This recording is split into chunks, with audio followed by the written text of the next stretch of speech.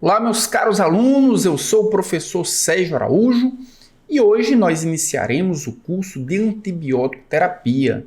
Então, nas próximas aulas, nós traremos diversos assuntos de complexidades diferentes, mas que vão nos aproximar desse mundo do uso racional de antibióticos, trazendo aspectos clínicos, trazendo aspectos práticos e trazendo aspectos aplicados para que possamos utilizar de forma correta os antibióticos. Então, se você tiver dúvidas durante o curso, comenta aqui embaixo na plataforma que eu estarei disponível para tirar todas as suas dúvidas. Então, na aula de hoje, nós falaremos sobre a antibiótico terapia, trazendo na aula 1 os princípios gerais para a utilização de antibióticos. E antes do conteúdo propriamente dito, deixa eu me apresentar. Eu sou o professor Sérgio Araújo, eu sou graduado em farmácia pela Universidade Federal do Rio Grande do Norte, também apresento mestrado e doutorado em Biologia Molecular e Bioquímica, também pela UFRN, sou professor da UFRN, sou professor do curso de farmácia da UFRN, e também possuo um canal no YouTube, o Posologia, onde eu posto vídeos todas as semanas sobre o mundo da farmacologia. E para quem quiser me seguir, para quem quiser ter um contato mais próximo, para tirar dúvidas ou para acompanhar todo o meu conteúdo, é só me seguir. O meu perfil no Instagram é o @prof.sergioaraújo. Feitas as apresentações, agora vamos para o conteúdo da aula. Então, a nossa aula ela vai ser dividida em 5 grandes partes. Na primeira parte, falaremos sobre as definições. O que é um antibiótico, o que é um quimioterápico, o que é um antimicrobiano. São definições que muitas vezes confundem não apenas estudantes, mas confundem também profissionais da saúde. No segundo ponto da nossa aula, falaremos sobre as estruturas químicas dos antibióticos, diferenciando um beta-lactâmico, de um aminoglicosídeo, de uma tetraciclina, de uma quinolona, o que é que eles têm de diferenças em termos estruturais e o que é que fazem com que esses antibióticos sejam colocados dentro dos mesmos grupos. Terceiro ponto da nossa aula de hoje são as vias de administração. Como é que nós administramos os antibióticos? Por via oral, por via intramuscular, intravenosa, intratecal ou tópica? Quais as vantagens? Quais as peculiaridades de cada uma dessas vias? Nosso quarto tópico da aula de hoje, vamos falar sobre farmacocinética. E o quarto e o quinto tópico, farmacocinética e farmacodinâmica, são tópicos que vão ser utilizados praticamente em todo o nosso curso. Na farmacocinética, iremos abordar principalmente as questões relacionadas à biodisponibilidade, ligação proteica e também meia-vida do antibiótico. E na farmacodinâmica, nós traremos os aspectos conceituais de quais são ou o que são antibióticos que são dependentes da dose e antibióticos que são dependentes do tempo. Mas não poderíamos iniciar esse curso se antes falarmos do Selman Waksman. O Selman Waksman foi um professor, foi um pesquisador que praticamente iniciou a era do antibiótico. Através de observações, o Selman começou a verificar que alguns micro-organismos eles produziam substâncias que eram tóxicas para outros micro-organismos, inibiam o crescimento desses outros micro-organismos. Isso foi em 1939, quando ele começou um estudo sistemático, onde ele observava que micro-organismos do solo, ele inibia, ele diminuía o crescimento de bactérias dos tubérculos. E vejam que interessante, pessoal. Deixa eu até trocar de câmera aqui para falar melhor com vocês. Vejam que interessante. Através da observação, o professor Selman, ele verificou que havia uma produção de moléculas que inibia o crescimento de outros micro-organismos. E isso é uma característica, é uma competência extremamente importante. Na microbiologia, nem sempre as coisas são como nós planejamos. Nem sempre os protocolos funcionam como nós planejamos. Por isso, ter essa característica do professor Selma é extremamente importante. E eu recomendo que vocês sempre tenham essa característica observacional. Às vezes, o paciente clinicamente não apresenta nenhuma sintomatologia, mas os exames laboratoriais estão completamente alterados. Importante que nós tenhamos essa importante habilidade, essa importante competência para que nós possamos ser profissionais da saúde que utilizam antibióticos de forma racional. Vamos voltar aqui para a nossa aula. Então, o professor Selma observou que no solo havia o crescimento de uma bactéria Streptomyces grisus que produzia alguma substância que inibia o crescimento de outras bactérias. Isso foi em 1939. Em 1943, foi isolada pela primeira vez a streptomicina.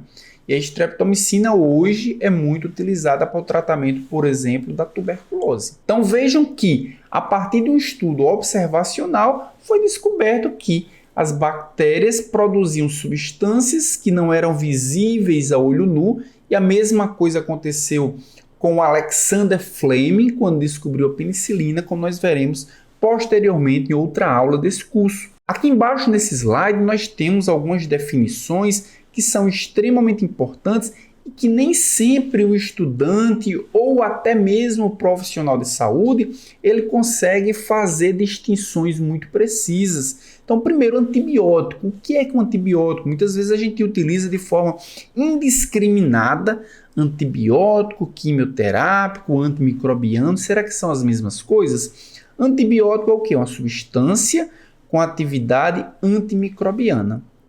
Nós vimos que o professor Selman descobriu que uma bactéria produzia streptomicina e essa streptomicina agia inibindo o crescimento de um outro micro-organismo, ou seja, tem uma atividade antimicrobiana. Isso significa dizer que é um antibiótico? Vamos prosseguir com a definição. Elaborada por seres vivos. O antibiótico ele precisa ser produzido, ele precisa ser sintetizado por seres vivos.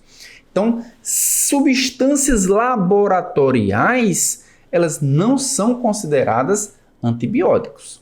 Então, precisa ser elaborados com seres vivos capazes de agir como tóxicos seletivos. Os antibióticos, eles possuem alvos farmacológicos, muitas vezes existentes em bactérias, mas inexistentes em seres humanos, por exemplo. Por isso que os antibióticos agem em bactérias e muitas vezes causam muito menos reações adversas em seres humanos. É o caso, por exemplo, da penicilina, que age na parede celular, que é uma estrutura celular inexistente em seres humanos. E também age em pequenas concentrações. Normalmente, o uso de antibiótico em pequenas concentrações. Já o quimioterápico são agentes químicos sintéticos. São agentes químicos produzidos em laboratório, que agem inibindo o desenvolvimento também de micro-organismos em concentrações baixas. Então, o que diferencia o antibiótico do quimioterápico é exatamente a origem. O antibiótico é de origem natural e o quimioterápico é de origem sintética. Já o antimicrobiano é um termo que veio para unir exatamente quimioterápicos e antibióticos no mesmo grupo. Então, são compostos químicos que matam ou inibem o crescimento de qualquer micro-organismo, podendo ser natural ou sintético. E o antibacteriano? O antibacteriano é uma classe de antimicrobiano específico para inibir bactérias. Nós precisamos entender que nos antimicrobianos nós temos os antifúngicos, nós temos os antivirais, nós temos os antiprotozoários, nós temos os antihelmínticos e dentre eles nós temos também os antibacterianos. Então são substâncias derivadas de bactérias ou fungos ou que são produzidas de forma sintética, no nosso quimioterápico são produzidos de forma sintética, mas que inibem o crescimento preferencialmente de bactérias. Então, vistas as diferenças conceituais, nós já podemos imaginar os métodos de obtenção. Então, nos métodos de obtenção, os antibióticos que são obtidos de forma natural, eles são obtidos por meio de fermentação. Aqui na imagem nós podemos ver um fermentador Nesse fermentador nós temos o micro-organismo produtor do antibiótico, que não necessariamente é uma bactéria, às vezes é um Saccharomyces, por exemplo. Então esse micro-organismo ele é colocado dentro de um fermentador com substâncias que eles vão consumir, que eles vão transformar no antibiótico. É o caso, por exemplo, do penicillium, que é utilizado para produzir penicilina. A penicilina é um antibiótico natural que é produzido por fermentação, assim como acontece, por exemplo, com a gentamicina. A gentamicina é produzida a partir da fermentação do micro-organismo Micromonospora. Nós temos também o Streptomyces, como vimos anteriormente, que produz a streptomicina. Além do método natural, além do método da fermentação, os antibióticos também podem ser produzidos por síntese laboratorial. Então, na síntese laboratorial, através de reações químicas, o antibiótico ele é sintetizado. É o caso, por exemplo, do cloranfenicol e também da fluoroquinolonas. E um terceiro método são as semissínteses. A partir da fermentação é produzido um antibiótico. A partir desse antibiótico utilizado por fermentação, são feitas modificações químicas, são feitas inclusões de grupos químicos que vão dar para aquele antibiótico novas características. É o que acontece, por exemplo, com a amoxicilina. A partir da penicilina fermentada, a amoxicilina, foram adicionados novos grupamentos químicos e a amoxicilina ganhou um espectro mais amplo de ação, agindo em bactérias gram-positivas e também bactérias gram-negativas. Do ponto de vista estrutural, os antibióticos eles podem ser divididos ali em 4 grupos prioritariamente. Os beta-lactâmicos, que como o próprio nome diz, vão apresentar na sua estrutura química um anel beta-lactâmico que nós veremos posteriormente. Também nós temos os aminoglicosídeos, o próprio nome já está dizendo, apresenta moléculas de glicídios. Aminoglicosídeos apresenta moléculas de glicídios na sua estrutura química. Já as tetraciclinas, também o próprio nome diz, são tetraciclos, ou seja, apresentam 4 anéis interligados.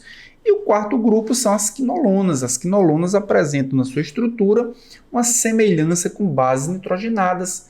E é por essa razão que as quinolonas elas agem inibindo a síntese do DNA bacteriano. Então vamos dar uma olhada nessas estruturas aqui. Primeiro, os beta-lactâmicos. Nós temos as penicilinas, as cefalosporinas, os monobactâmicos, os carbapenemos. Vejam que está destacado o anel beta-lactâmico.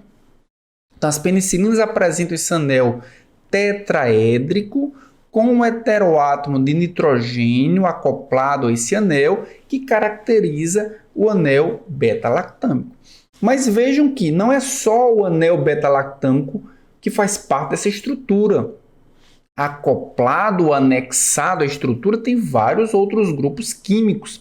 E esses grupos químicos são os que diferenciam cada uma dessas classes farmacológicas, que dão, por exemplo, uma amplitude do espectro de ação, que fazem com que essas bactérias ajam mais em gram-positivas ou em gram-negativas, que fazem com que essas bactérias sejam mais resistentes ou mais suscetíveis à quebra do anel beta-lactâmico por uma beta-lactamase também. Então, veremos tudo isso no decorrer do curso. Nossa próxima classe vai ser os aminoglicosídeos e, como eu havia falado, os aminoglicosídeos possuem na sua estrutura grupos glicídicos. Então, nós podemos ver aqui na imagem também vários grupamentos glicídicos interligados que formam todo esse grupo. Nós temos aí a gentamicina, nós temos também a streptomicina do Streptomyces, é um aminoglicosídeo, possui essa estrutura glicídica e essa estrutura glicídica ela é capaz de inibir a síntese de proteínas dos micro-organismos. Nosso próximo grupo vai ser as tetraciclinas. Como o próprio nome diz, as tetraciclinas apresentam 4 anéis interligados. Nós temos a tetraciclina, nós temos a doxiciclina, que também é a tetraciclina. E a tetraciclina possui várias características. A gente vai detalhar muito durante o curso, mas ela age também inibindo a síntese de proteína. E ela tem uma característica muito comum, que é a capacidade de ser quelada por átomos de cálcio. Então, o paciente, quando faz uso de tetraciclina, ele precisa ter muito cuidado com a sua alimentação, porque átomos de cálcio, ou seja, leites e derivados, vão impedir que a tetraciclina seja absorvida. E o nosso quarto e último grupo farmacológico de antibióticos, baseado na sua estrutura, são as quinolonas. Se nós observarmos também as imagens aqui, ácido nalidíxico, ciprofloxacino são duas quinolonas, mas que ambas apresentam na sua estrutura alguma aparência, alguma semelhança com bases nitrogenadas, com adenina, com timina, com guanina, com citosina, e que isso dá poder para esses antibióticos inibir a síntese de DNA, por exemplo. Então vamos entrar aqui nas vias de administração. Então os antibióticos, eles são produzidos, os antibióticos eles vão agir em bactérias, mas antes deles chegarem no local da infecção, eles precisam ser administrados. E eles são administrados de diversas formas diferentes, por diversas vias diferentes. Uma delas é a via oral. A gente pode ver aqui nas imagens o uso de um comprimido, o uso de um xarope com antibiótico, ou em crianças até com uma seringa dosadora. Então essa via de administração é uma via muito comum, é uma via que a gente utiliza para nos alimentar, por exemplo. Ela traz algumas vantagens, algumas semelhanças com a alimentação que nos dão alguma segurança. Principal vantagem do uso da via oral: facilidade de uso. Então basta administrar, não exige nenhuma complexidade de aparelho, nem equipamento, nem mesmo de administração para se fazer o uso dessa via. Também é econômica, não há necessidade de nenhuma tecnologia por trás. Possui também uma boa aceitação por parte do paciente, já que é muito comum, parece com o ato de se alimentar. Mas trazer essas vantagens não significa que essa via é perfeita. A via oral apresenta algumas desvantagens, como por exemplo, a taxa de absorção é muito baixa. Então, assim como os alimentos são ingeridos e precisam ser absorvidos, os nutrientes precisam ser absorvidos nas vilosidades, na mucosa intestinal, os medicamentos também vão ser absorvidos e a taxa de absorção acaba sendo menor. Obviamente que ela vai variar de medicamento para medicamento, de antibiótico para antibiótico, mas no geral ela é inferior, há sempre uma perda na dosagem inicial. Outro aspecto também é que, como ela vai passar pelo suco gástrico, pela acidez estomacal, algumas moléculas podem ser inativadas por essa ação do suco gástrico. Também intolerância digestiva, às vezes o paciente apresenta alguma agressão no estômago, alguma agressão no intestino por parte de antibióticos e precisa utilizar gastroprotetores nessas ocasiões. Também infecções graves que exigem concentrações séricas imediatas ou que apresentam ou que necessitam de doses elevadas de antibiótico, não dá para se pensar na via oral. A via oral você tem que pensar que a dose vai ser comprometida, vai ser menor, a velocidade com que o antibiótico vai agir também vai ser menor. Então, infecções que são graves, que precisam de uma ação imediata, que precisam de uma dose elevada, a via oral normalmente ela é uma alternativa secundária. Nós temos também uma outra via bastante utilizada, que é a via intravenosa, onde o antibiótico vai ser administrado diretamente na corrente sanguínea.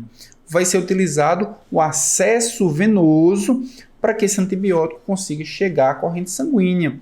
Então é a via de escolha para pacientes com infecções graves. Então, um paciente com infecção grave sempre vai utilizar a via intravenosa como via preferencial. Então, quando o antibiótico é administrado por essa via, imediatamente após injeção, já são obtidos níveis séricos terapêuticos. Por isso que a via intravenosa é a via preferencial para administrar em infecções graves. Uma outra característica da via intravenosa também é que, se fosse usada a via oral para administrar o mesmo antibiótico, seria necessário enorme quantidade de comprimidos para atingir o mesmo nível sérico.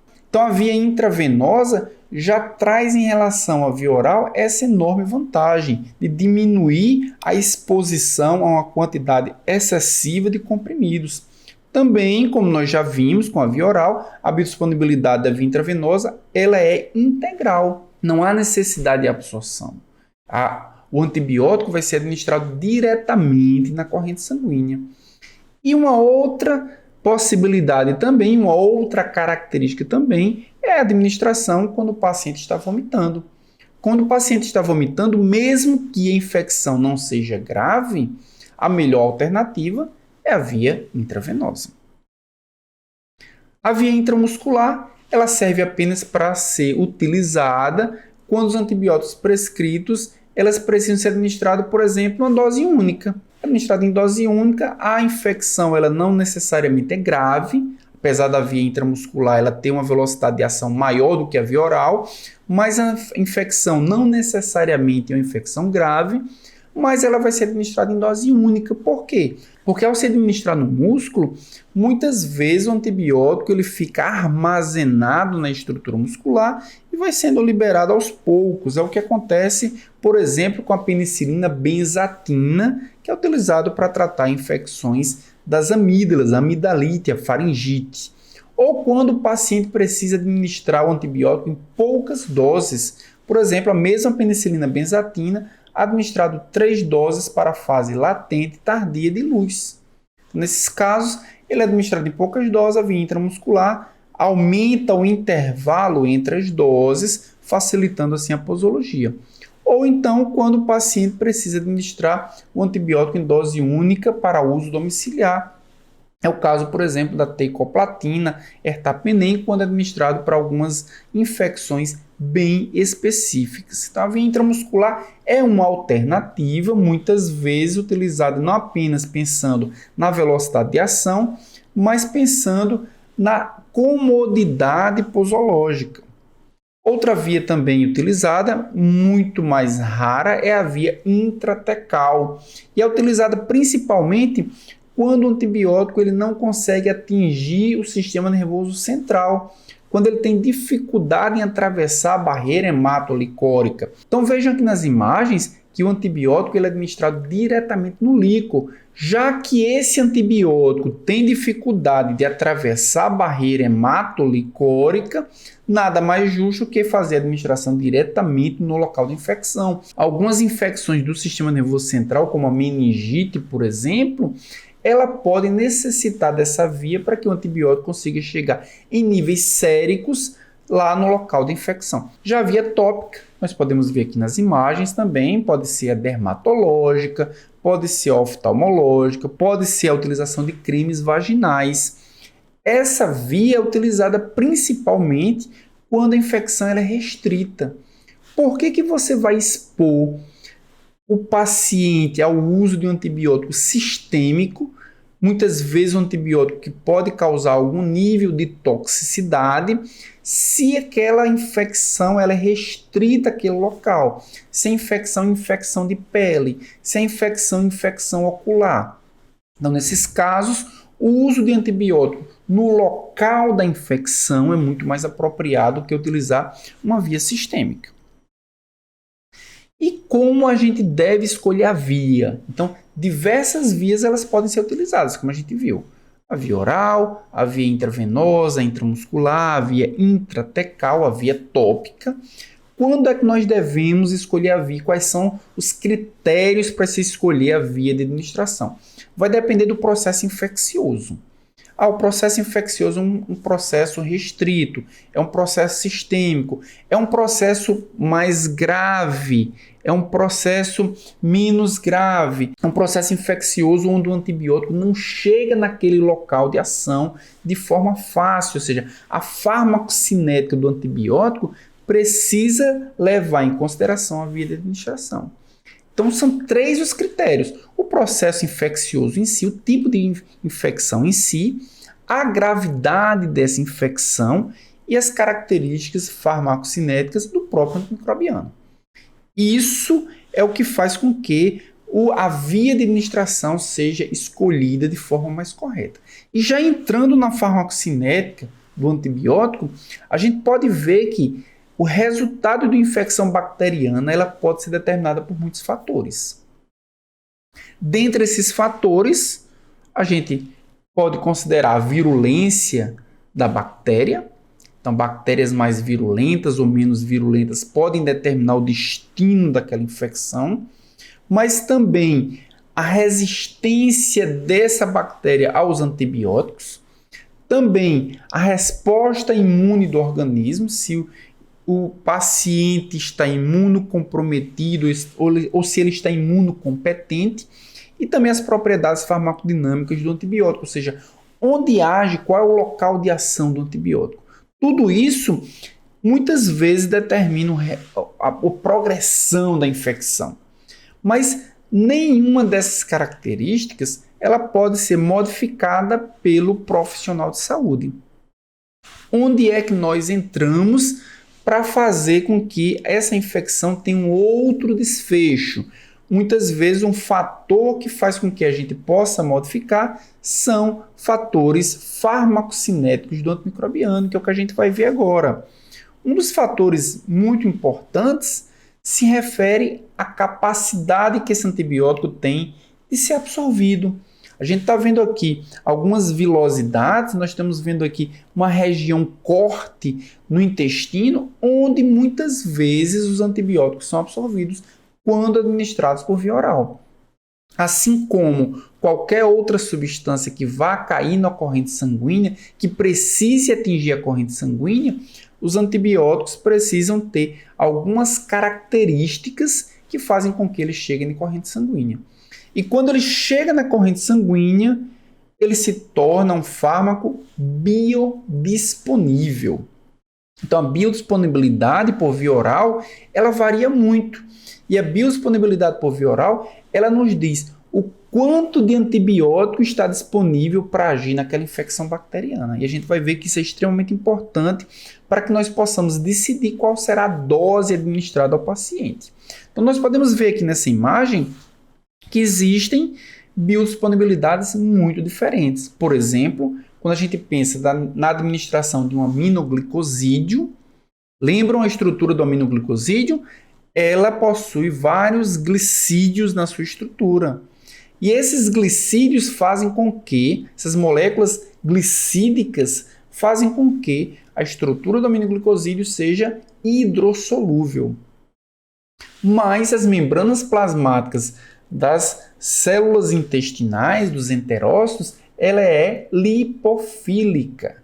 Então, há uma dificuldade de passagem do aminoglicosídeos, ou seja, de moléculas hidrossolúveis pelas paredes celulares dos enterócitos. Então, aminoglicosídeos apresentam biodisponibilidade baixa, de 0 a 5%. Isso precisa ser previsto na hora da dose. Porque se apenas 5% da dose administrada chega de fato à corrente sanguínea, a dose ela precisa de fato ser muito maior para que a concentração mínima atingida na corrente sanguínea seja suficiente para inibir o crescimento bacteriano. Aqui nós podemos ver também outros que apresentam biodisponibilidades bem mais altas, como é o caso da doxiciclina, da amoxicilina, do levofloxacino, que podem atingir níveis de até 80%. E levando em consideração apenas a biodisponibilidade, vejam que existem antibióticos que possuem o mesmo mecanismo de ação, apesar de apresentarem espectros antimicrobianos diferentes, mas apresentam os mesmos mecanismos de ação. É o caso do norfloxacino, que apresenta uma biodisponibilidade de 30% a 40%, o ciprofloxacino de 60% a 80%, e como nós vimos, o levofloxacino, que apresenta uma biodisponibilidade superior a 80%. Isso significa o quê? Que se for decidido pelo uso de uma quinolona, por exemplo, para tratamento de uma infecção específica, a biodisponibilidade pode ser um critério importante para decidirmos se norfloxacino, ciprofloxacino ou levofloxacino pode ser o antibiótico mais adequado para tratar essa infecção. Então, no que a biodisponibilidade vai impactar? Ela vai impactar na concentração máxima atingida pelo antibiótico. Nós vamos ver mais à frente que a concentração máxima atingida pelo antibiótico é um parâmetro farmacocinético importante para que possamos pensar no uso racional do antibiótico. Então, biodisponibilidade é um parâmetro para avaliarmos o quanto de antibiótico vai ser absorvido. Outro parâmetro vai ser a ligação proteica. Depois que o antibiótico atravessa a mucosa intestinal e cai na corrente sanguínea sistêmica, ele precisa ser distribuído. E muitas vezes ele vai ser distribuído ligado às proteínas plasmáticas. E aí nós precisamos agora diferenciar dois tipos de moléculas que vão estar na corrente sanguínea disponíveis para ação sobre a infecção bacteriana. Aquela que vai estar ligada às proteínas plasmáticas e que é farmacologicamente inerte, e aquela que vai estar livre na corrente sanguínea e que é farmacologicamente ativa.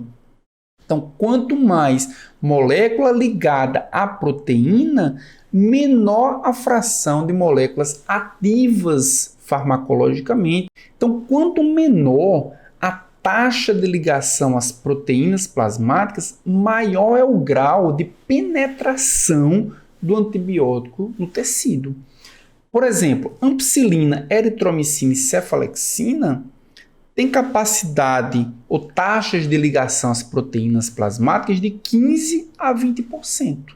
Então, significa que pelo menos 80% da dose que chega na corrente sanguínea vai estar livre. 80% vai estar livre para penetrar nos tecidos que porventura estejam infectados. Então, significa dizer que quanto menor a taxa de ligação às proteínas plasmáticas, melhor para o antibiótico.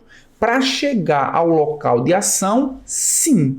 Mas nós precisamos levar em consideração que no local da infecção, muitas vezes, existem muitas proteínas produzidas pelo processo inflamatório.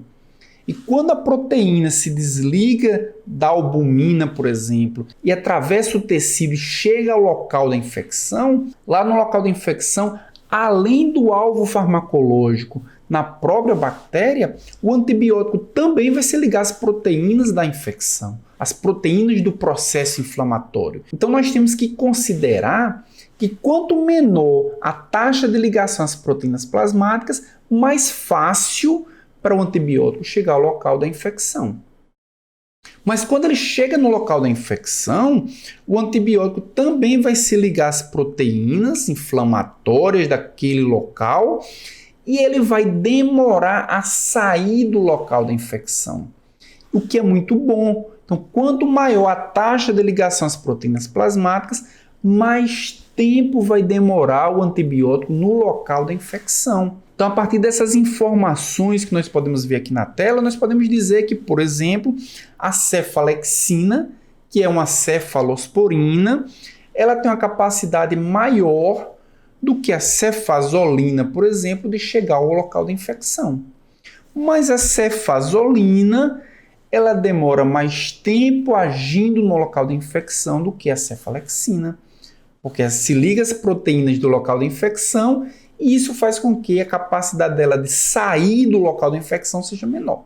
Então, a capacidade de ligar as proteínas plasmáticas faz com que, muitas vezes, o antibiótico ele seja distribuído mais rapidamente ou mais lentamente e que ele haja mais demoradamente ou mais rapidamente no local da infecção. Outro parâmetro farmacocinético importante também é a meia-vida plasmática, que é um parâmetro do metabolismo. E o que é meia-vida plasmática? É o tempo necessário para que a concentração sérica máxima alcançada para a administração de uma dose se reduza à metade.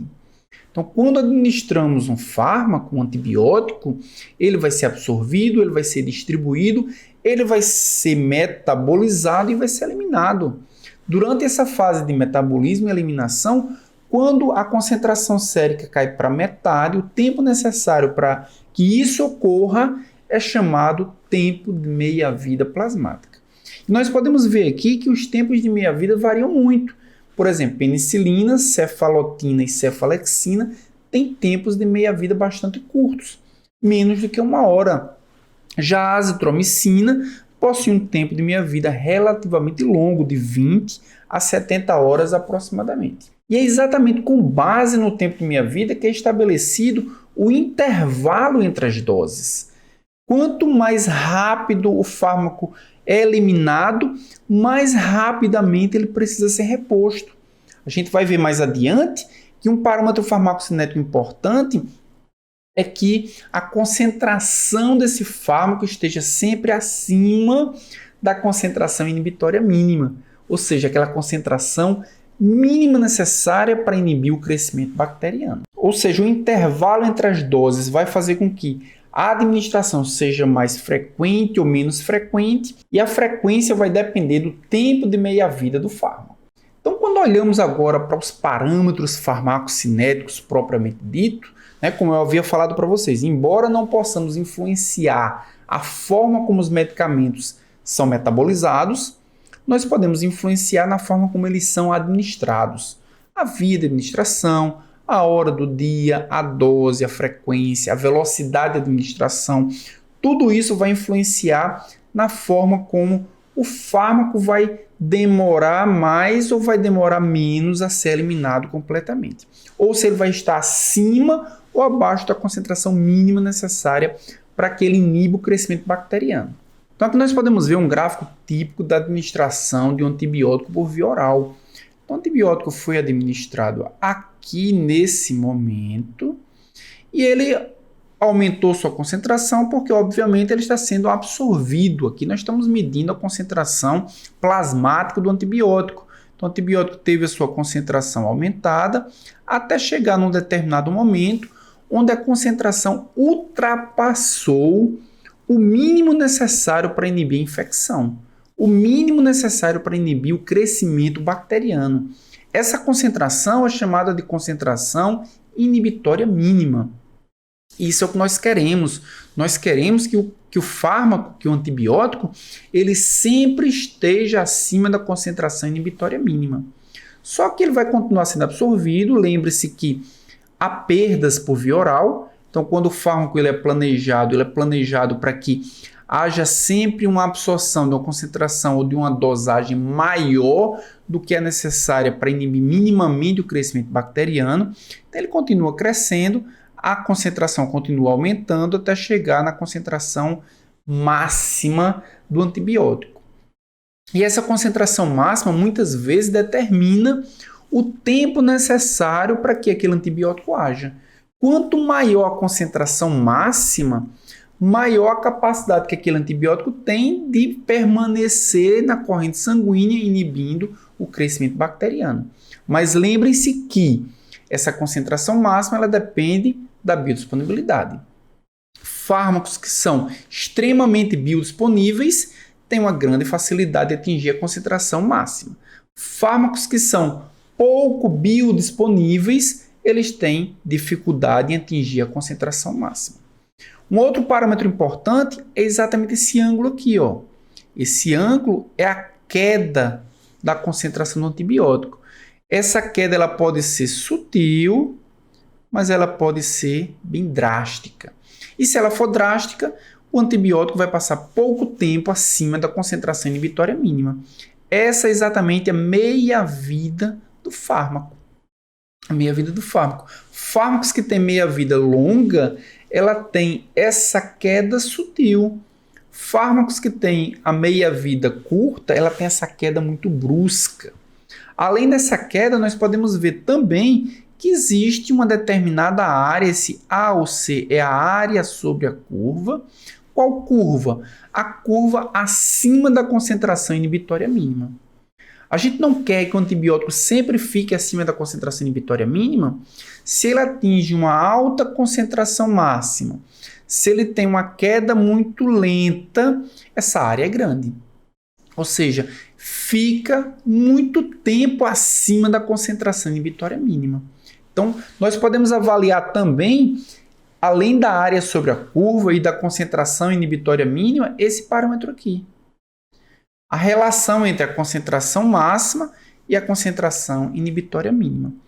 Quanto maior esse índice, nessa relação, maior será a diferença entre a concentração máxima e a concentração inibitória mínima. Quanto mais próximo de 1, significa que é mais próximo à concentração máxima da concentração inibitória mínima.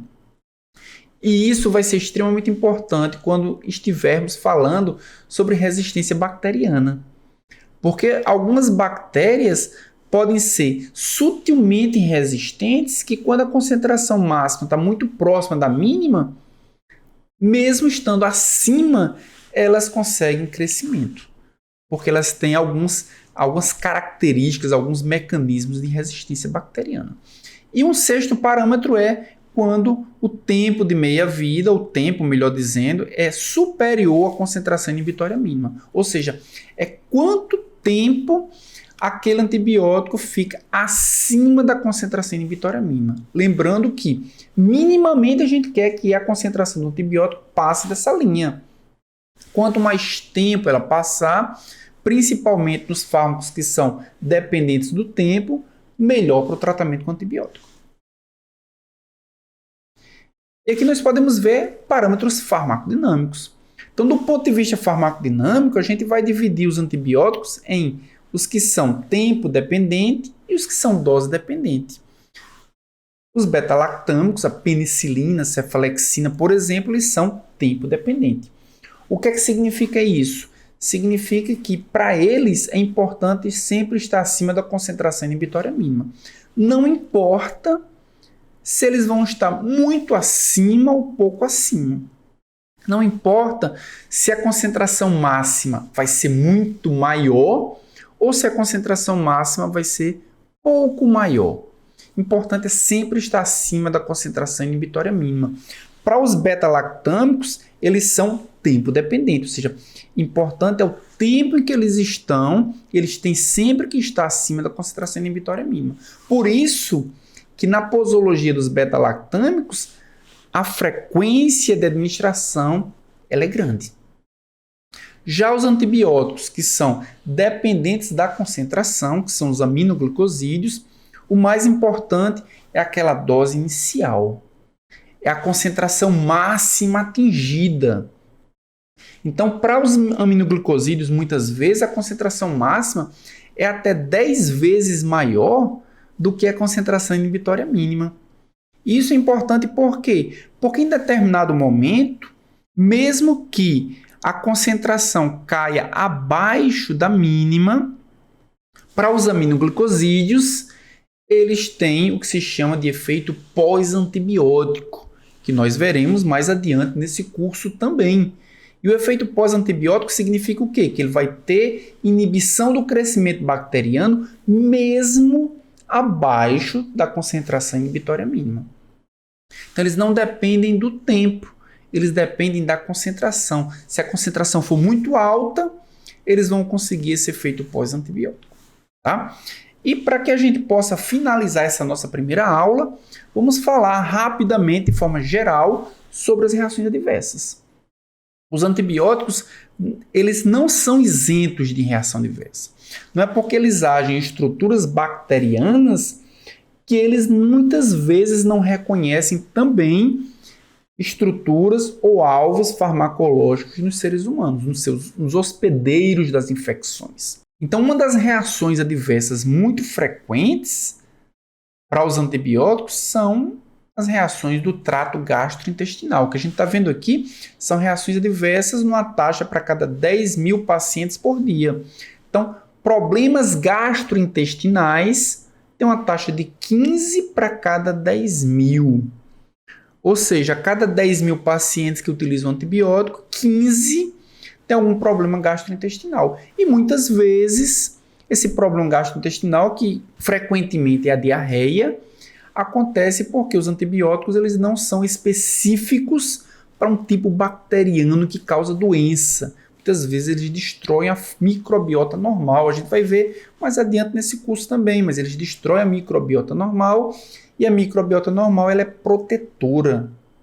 E aí causa problemas gastrointestinais. A gente tem um exemplo aqui que é a piperacilina, o tazobactam, muito frequentemente envolvido nesses problemas, essa reação adversa. Problemas renais.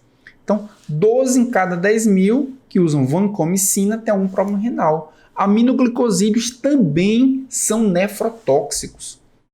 E muitas vezes há necessidade de que se faça um ajuste posológico se o paciente ele é um paciente nefropata e está utilizando um antibiótico que é nefrotóxico. Problemas neurológicos, a linezolida produz problemas em 16 a cada 10 mil pacientes. Enterocolite também. Algumas bactérias da microbiota, elas podem ser selecionadas, por exemplo, o Clostridium perfringens, podem causar uma enterocolite, porque há um crescimento exacerbado. Também pode provocar problemas no M, né? Pode destruir, pode atacar o M, é o caso do meropenem. As fluoroquinolonas podem causar problemas cardíacos. Ceftriaxona, problemas hepatobiliar. E 6 em cada 10 mil pacientes apresentam casos de multiresistência. Ou seja, as bactérias produzem mecanismos de resistência bacteriana à ação daqueles antibióticos. E para finalizar a aula de hoje, vou fazer 3 perguntinhas. A primeira pergunta é: em que circunstância eu posso decidir se é necessário ou não um tratamento com antibiótico? Então, como é que eu sei se o paciente, mesmo com infecção, ele precisa ou não utilizar um antibiótico? Isso é um critério para indicação de antibióticos. Segunda pergunta é: como pode ser feito o diagnóstico de um quadro infeccioso?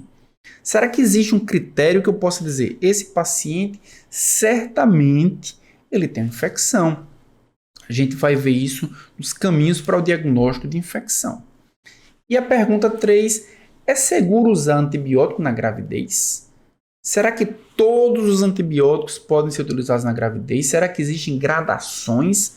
A gente vai ver os critérios para o uso de antibióticos na gravidez também. Todas essas perguntas a gente vai ver na aula 2, na aula que tem o título de uso racional de antibióticos. Então não percam a próxima aula, aula 2, uso racional de antibióticos. Nós responderemos essas 3 perguntas e muito mais conteúdo durante esse curso. E se você tiver dúvida com relação ao conteúdo dessa aula, coloque aqui embaixo na plataforma, que assim que for possível eu responderei. Até a aula 2.